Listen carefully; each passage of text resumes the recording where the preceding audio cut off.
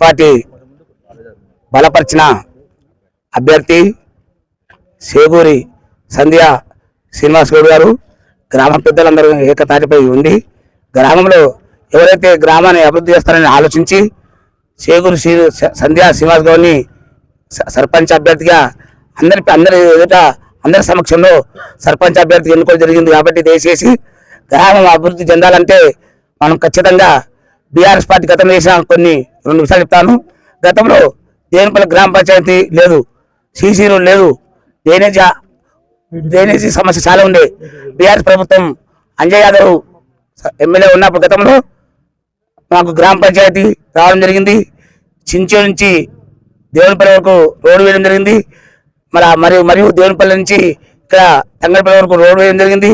అలాగే ఇక్కడ మల్లన్న స్వామి టెంపుల్ నుంచి స్కూల్ వరకు డ్రైనేజ్ కాలువ రీసెంట్గా కూడా ఏం జరిగింది. ఆ నిధులు పాత మాజీ ఎమ్మెల్యే ఉన్నప్పుడు గతంలో నిధులు శాంక్షన్ నిధులు కాబట్టి దయచేసి గతంలో జరిగిన నిధులు కాంగ్రెస్ వచ్చి దాదాపు డిసెంబర్ 20 తారీఖు 2 years గా వస్తుంది.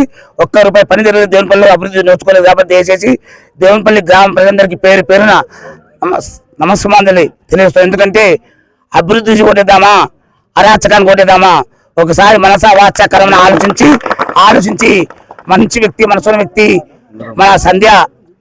మన సంధ్య సేగూరి శ్రీనివాసు గారికి అమూలమైన గుర్తు ఉంగరం గుర్తు వచ్చింది. దయచేసి మన దేవునిపల్లి గ్రామ ప్రజలు అలాగే ఆమ్లెట్ విలేజ్ అయినా రంగారెడ్డి కూడా ప్రజలందరూ ఏకతాటిపైకి వచ్చి ఉంగరం గుర్తు అమూలమైన ఓటు వేసి అత్యధిక మెజార్టీ గెలిపిస్తారని ఆశిస్తూ కోరుకుంటున్నాను.